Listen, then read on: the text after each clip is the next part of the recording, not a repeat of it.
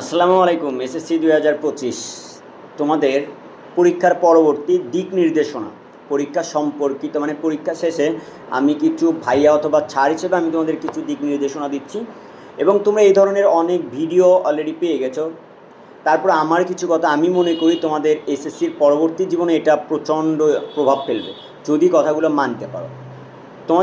তোমরা যখন এই 9-10-এ ওঠো বা অনেক ছোটোবেলা থেকে আমাদের মাথার ভিতরে একটা পরিবার থেকে বলো বা নিজস্ব একটা প্রভাব থাকে বা স্বপ্ন থাকে যে আমি মেডিকেলে পড়বো, বুয়েটে পড়বো, তারপর হচ্ছে ঢাকা ইউনিভার্সিটি পড়বো, আদার্স আরও ইউনিভার্সিটি আছে, অনেকজনের অনেক রকম স্বপ্ন থাকে।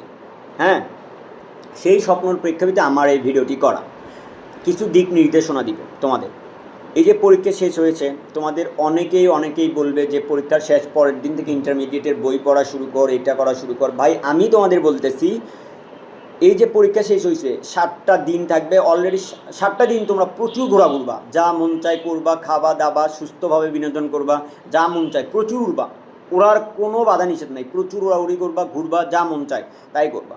পড়ার এই যে 7 দিন পর তোমরা যাদের আর্থিক অবস্থা ভালো, ফ্যামিলি ক্রাইসিস নাই, তারা কি করবা, ইন্টারমিডিয়েটের যে সায়েন্স, যদি সায়েন্সের হও সায়েন্সের বইগুলো কালেক্ট করবা, আর্টস হইলে আর্টসের বইগুলো কালেক্ট করবা, কমার্স হইলে কমার্সেরগুলো, এভাবে বিভিন্ন বই সংগ্রহ করে, বিশেষ করে যারা আর্টসের জন্য তারা অবশ্যই বাংলা ইংরেজি বেশি গুরুত্ব দিবা, ওই বইগুলো সংগ্রহ করে টুকটুক করে পড়া শুরু করবা। অনেকেই যারা গ্রামে আসো বা শহরে আসো বা অনলাইনে এই কোর্সগুলো পাবে, এখন থেকেই ভর্তি হয়ে নিবা।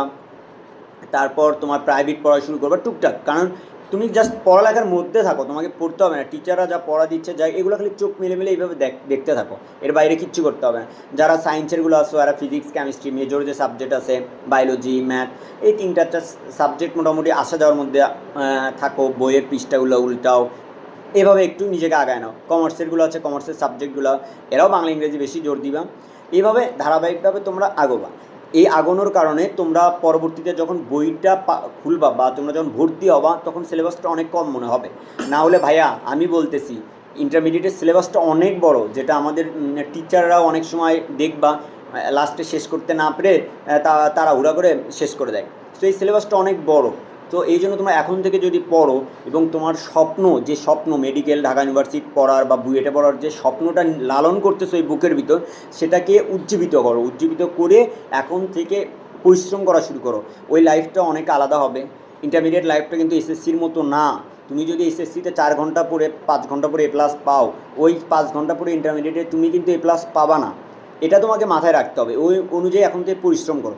কিন্তু এখন তোমরা প্রচুর ঘোরাঘুরি করবা, যা ইচ্ছা মন চায় করবা। তারপরে আমি বারবার বলতেছি, তারপরে বইগুলো একটু সংগ্রহ করবা, বিশেষ করে যার যেটা উইক আছে, কেউ চাইলে স্পোকেন, তারপরে রাইটিং স্কিল বাড়াইতে পারো, বিভিন্ন যেগুলার দুর্বলতা আছে সেগুলো আসলেই তোমরা এইভাবে সংগ্রহ করে এখন থেকে তোমরা স্ট্রং জোনে নিয়ে যেতে পারো। তাহলে আমি মনে করি তোমাদের এইচএসসি যে লাইফের বড় একটা অংশ পার্ট তোমার জীবনের, এই জীবনের এই পার্টটাতে তোমরা অনেক হেল্পফুল হবে আমি আশা করতেছি।